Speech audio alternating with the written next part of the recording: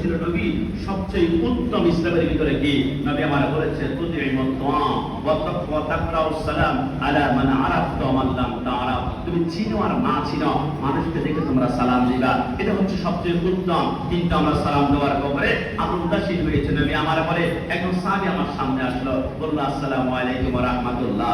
নবী আমার বলল 10 থেকে।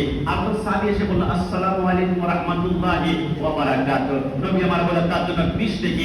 একটু পর আরেকজন সাহাবী এসে বলল আসসালামু আলাইকুম ওয়া রাহমাতুল্লাহি ওয়া বারাকাতুহু ওয়া মাগফিরা। নবী আমার বলে তার জন্য 30 থেকে বরাদ্দ করা হয়েছে। বলে সুবহানাল্লাহ। এজন্য আমরা সালামটা বেশি আমরা পছন্দ করব, কিন্তু আমরা অনেকে আজকে বসে থাকি যে আমাকে সালাম দিবে, কিন্তু নবী আমার বলে যে সালাম দিয়েছে সে হচ্ছে আল্লাহর কাছে সর্বোত্তম, সবচেয়ে দামি, সবচেয়ে ভিআইপি। তবে প্রশ্ন আসতে পারে হুজুর পুরো বিদর্ভী যদি আমাকে সালাম দেয়, তাহলে একজন হিন্দু ভাইয়ের সাথে আমার বন্ধুত্ব আছে, আমাকে বলো দোস্ত আসসালামু আলাইকুম। আসলে বিদর্ভী যারা আছে এরা তো প্রকৃত মুসলমানদের বন্ধু নয়, এরা আমাদের শত্রু। এরা কি আসসালামু আলাইকুম বলেছে নাকি আসসালামু আলাইকুম বলেছে?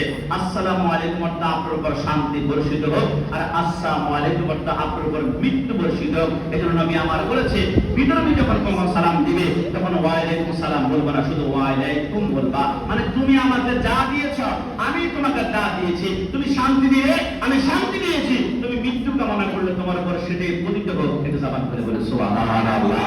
এজন্য নবী আমার বলেছেন যদি তোমরা রাস্তা দিয়ে হাঁটার সময় তোমরা দেখো একজন মুসলমান একজন হিন্দু দুইজন একসাথে পড়ছে, একজন হাঁটছে, দুইজনে তোমার টিচার, এখন তোমার মন চাচ্ছে দুইজন টিচার, একজন হিন্দু একজন মুসলমান। এখন মুসলমান টিচার যিনি আছে ওনাকে আমি সালাম দিতে চাই, কিন্তু একজন হিন্দু পাশে দাঁড়িয়ে আছে, বিদ্রোহী দাঁড়িয়ে আছে, কিভাবে সালাম দিবে? বিশ্ববিখ্যাত কিতাব ফুতুহ আলমগীরের মধ্যে স্পষ্ট লেখা হয় যখন কোন মুসলমান বিদ্রোহী একসাথে হাঁটবে তখন তোমরা সালাম দেওয়ার সময় বলবে আসসালামু আলাইকুম মানিত্তাবাল হুদা।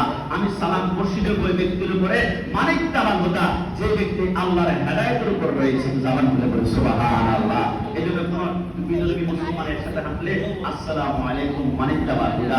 এটা প্রশ্ন আসতে পারে, অনেকে একটা মিস্টেক আমরা করি। কেউ আমাদেরকে বলে দোস্ত তোকে জব্বার আব্দুল জব্বার করিমের সালাম পাঠিয়েছে, অনেক আছে না দোস্ত তোকে ফোন করার মাধ্যমে করিম সাহেব একটা সালাম দিয়েছে।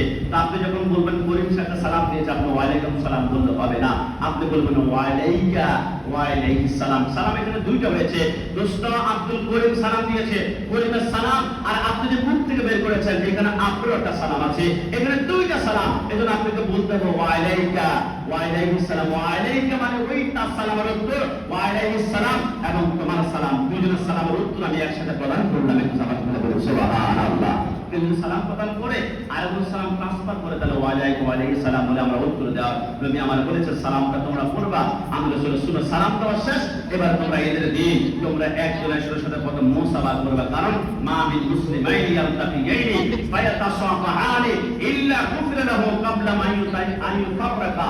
নবী আমার বলে তোমরা দুই মুসলমান জন একসাথে মুসাফা করো, মুসাফা করার শেষ তোমরা যখন হাতটা ছাড়াবা, হাত ছাড়ার পূর্বে দুইজনের হাতের যত সাগরে গুনাহগুলো আছে আল্লাহ সেকেন্ডের ভিতরে মাটিতে দাফন করে দেন।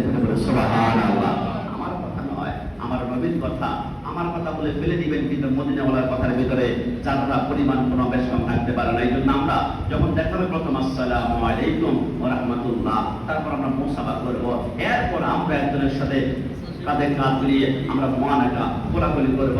রাসূল 3টা সুন্নাত আদায়, এরপর শেষ বিদায় নেওয়ার সময় একজন একজনের সাথে আমরা একটা মুস্কি আসে দিব।